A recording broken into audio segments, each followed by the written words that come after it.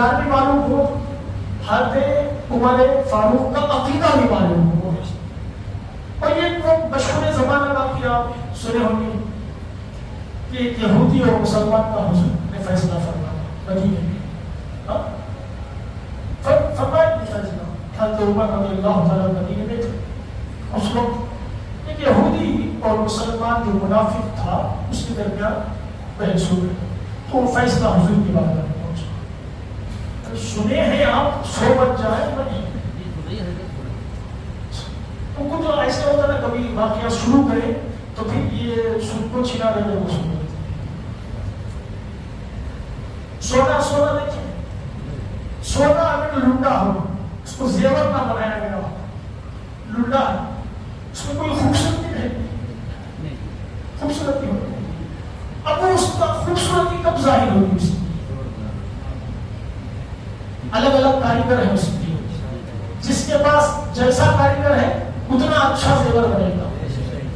حدیث ایک سونا ہے جس کے سینے میں آ جائے، اللہ نے جس کو جتنا دیا ہے اس طرح سے سوارے پھر وہ سونا ہے.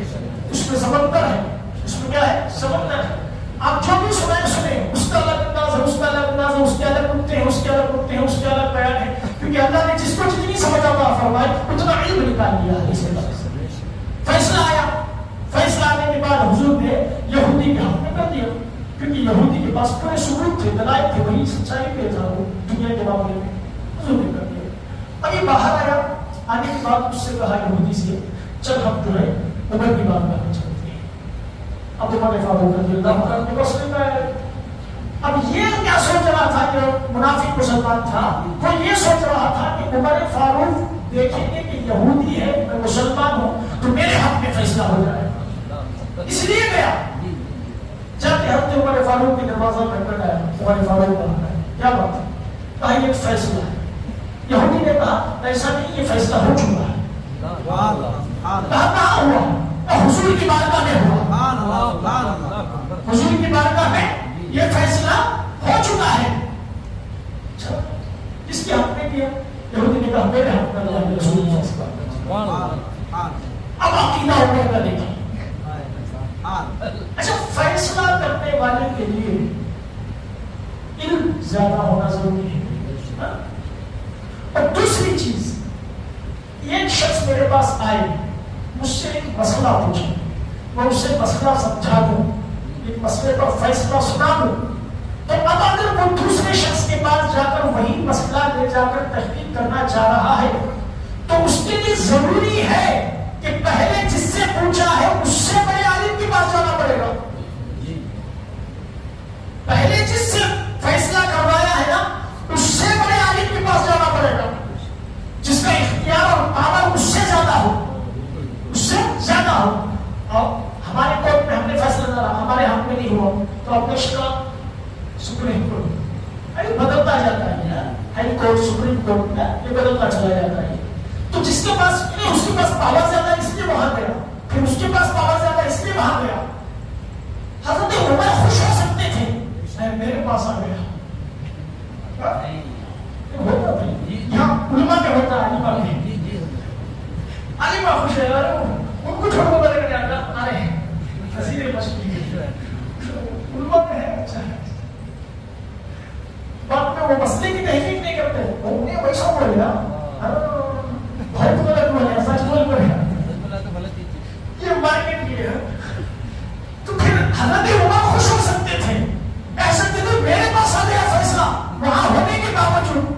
عمر کی زمین نے کہا کہ میں یہاں ہوں، میرے مصطفیٰ کی بارگاہ میں فیصلہ ہو چکا ہے، تو اس کا مطلب یہ ہے کہ میرے پاس آنے کا مطلب یہ ہے کہ یہ شخص مجھے مصطفیٰ سے بڑا سمجھتا ہو. کیا سمجھتا ہے؟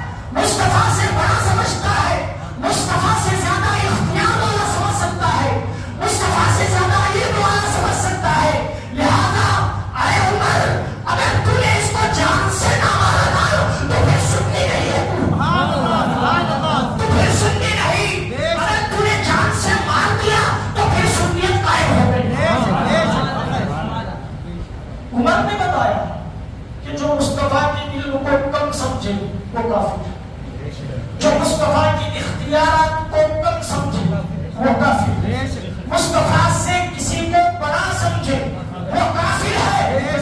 یہ عقیدہ کسی اور کا نہیں، عمر فاروق کا ہے، جس نے ساری حکومتیں پوری دنیا کے اندر اسلامی حکومتیں قائم کی ہے۔